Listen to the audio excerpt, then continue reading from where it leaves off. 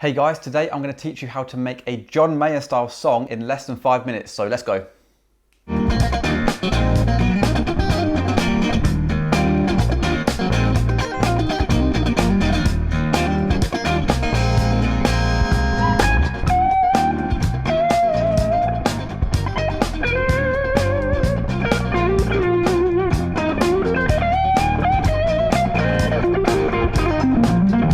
So John Mayer's writing style covers such a different range of styles, from blues to rock to funk to pop, but today we're going to be focusing on writing a song that's in the more funky and feel-good style of John Mayer's songwriting. So it's always quite daunting to start off with a blank canvas when songwriting, though to eliminate this almost like writer's block, if you pick out the chords that you want to use first of all, that can act as a good backbone for the whole rest of the song. And if you want to write a song in the style of someone else, in this case John Mayer, you can pick out your favourite sounding chords that reoccur in different songs. So for example, for me, I've always loved John's use of the E major 9 chord, which reoccurs in like Gravity, No Such Thing, City Love. There's so many different songs that it reoccurs in, so therefore it gives it that real John Mayer vibe if you implement that chord into your own songwriting. So this is the E major 9 chord I'm talking about. But that voicing right there sounds a lot more John Mayer to me, because that's what he would use on No Such Thing. So now of course John Mayer has his own influences, so someone like Jimi Hendrix would have influenced the chords that he chose. There's something about the A with a B in the bass that always gives me a Hendrixy vibe. And it works so well when it resolves back to the E major 9. So let's settle on those two chords. We've got the E major 9 and the A with the B in the bass. Now we need to work out the rhythm and the beat behind the song. Again, we can pick out one of our favorite John Mayer songs and then take that rhythm from a different song and implement it with these same chords. So I've always loved the Wait Until Tomorrow rhythm.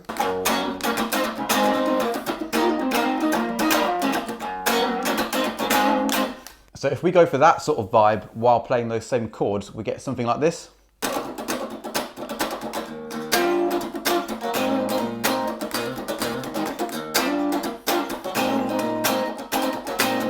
So our recording software is Logic Pro, and within Logic Pro there is some drum samples, and we're going to sift through them and find almost like a groovy Steve Jordan beat, but something that holds it down really tight as well.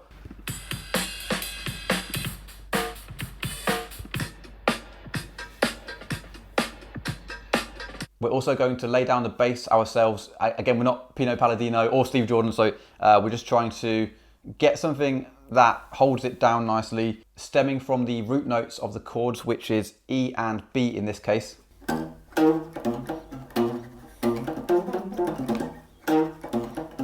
Just something like that, something, you know, nothing too crazy.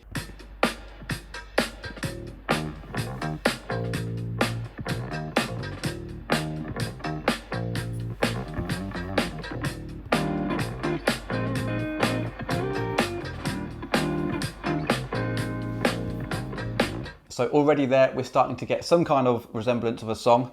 So for the tone on both the rhythm and the solo, which we'll talk about in a second, I'm using the Texan Twang pedal that we make. It's really funny because I was actually recording a demo of this in the previous video, and after playing the mid setting on this pedal, it spurred this whole video, because I've never got close to those John Mayer, almost like Dumble tones while having that mid scooped tone. If you're using like a Dumble style amp or a Fender style amp with the mid setting on the Texan Twang, it really accentuates those John Mayer glassy tones. And that's the perfect combination for when you're in the in-between position on your Strat. Yet if you use a neck pickup with your Strat and roll back the tone knob with the mid setting on the Texan Twang, you get the other side of John Mayer's playing, which is that mid scooped tone that everyone talks about. So if you like the tone that we're getting on this jam track in a second, check out the Texan Twang, because it's predominantly that you're hearing. So the last piece of the puzzle is of course the soloing. We're going to strip as many John Mayer licks as we can from different solos we've heard in the past. Things like this.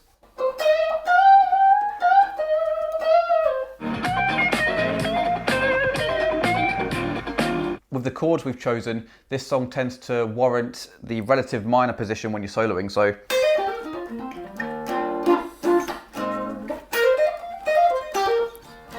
But what John Mayer does every so often in this style of song, he will switch from that relative minor position and go full out blues, where he's like,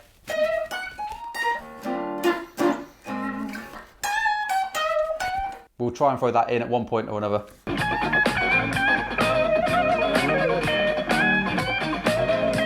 Right, so there we have it, I think.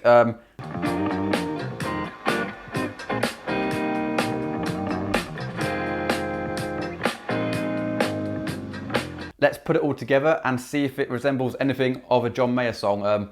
Probably not, but let us know in the comments if you think we've got anywhere close to it. Of course, John Mayer is a master songwriter, and this was done in less than 5 minutes, literally. So yeah, let us know what you think, and thanks so much for watching. Please subscribe and join us on our journey to 200k subscribers. We'll catch you in a bit, and cheers.